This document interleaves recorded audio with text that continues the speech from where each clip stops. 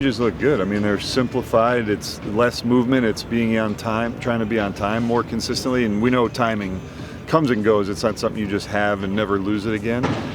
But I think he's putting himself in the best situation, the best positions to be on time. Were those, did that derive from his own training? Did you guys talk to him about that at the end of the season? How did those mechanics come about? Combination of both, to be honest. I mean, I think it's something that the guys have tried to work on over time, but he really realized that this was the right time to do it. Daniel Lynch, when he went to the bullpen last season, what was the biggest difference that you saw in his confidence level, being able to handle those situations? Yeah, I think it was just intent. I think he came in there, he knew he was coming in for 3 to 6 outs and was just attacking hitters, getting in the zone more and trusting his stuff. Is Marsh, is he just continuing to play catch and everything, or does he have anything on the schedule at all? Good question. I didn't look at his particular schedule today, so I can't be accurate with that without going back to look at it. And then I want to ask you about the bullpen too, how you feel like that might shape up throughout spring, and especially with, I guess I would call Harvey a newcomer almost because he didn't pitch much last year. Those two guys in Carlos and Hunter being able to add to the bullpen.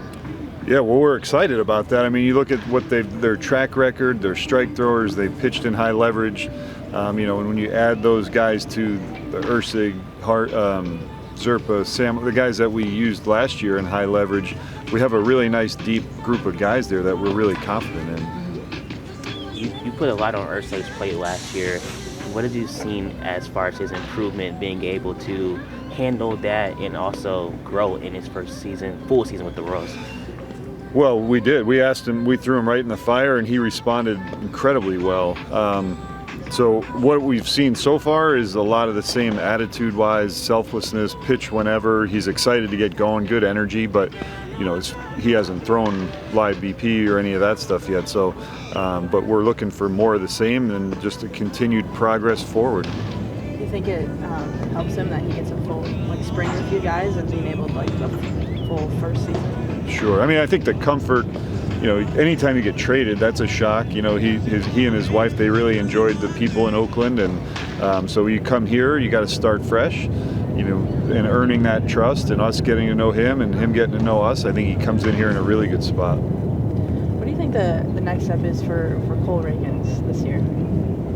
Well, I know he's always trying to get better. I think he's probably going to say getting lefties out more consistently, using his changeup more to both side hitters, and just being unpredictable because we know his stuff, all of his pitches play. He's just got to use them in the right spots. How would you describe the growth he's had from the first time you saw him after that trade to what we're talking about now? Really remarkable. I mean, he's, in my mind, and I think in a lot of people's mind, he's an ace of a staff, or able to be the ace of a staff after essentially 1 year as a major league pitcher, as a starting pitcher. So that you don't see that very often, that people rely on somebody like that without a true track record, and we know he can get the best of the best out. We spoke to Seth Lugo a couple of days ago, and he said one of his goals is to lead the league in innings pitched. How can you support him as he attempts to do that and just kind of help him manage his workload as he goes through this season? Well, that's a great goal. I mean, and he trained all off-season for that. I think that's what he did last year too. He wanted to show he could throw 200-plus innings, and he did that. And it's like anything else. If you're mentally prepared to do it, it's a lot easier to attain that than if all of a sudden you're like, oh yeah, I can throw an extra 40 innings this year. And he trains, he prepares. We know how much work he puts into every start. And for us and for Brian, it's going to be the communication back and forth on just how he's feeling. But in order to get those innings, you got to get outs, and we're confident in him doing that.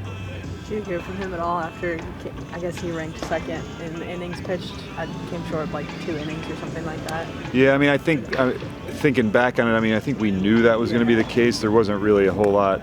We talked to him prior to that last start, knowing how we wanted to line up for the playoffs once we were in, and we knew that wasn't worth going after that individual record just to not have him ready to pitch in Baltimore. Thank you.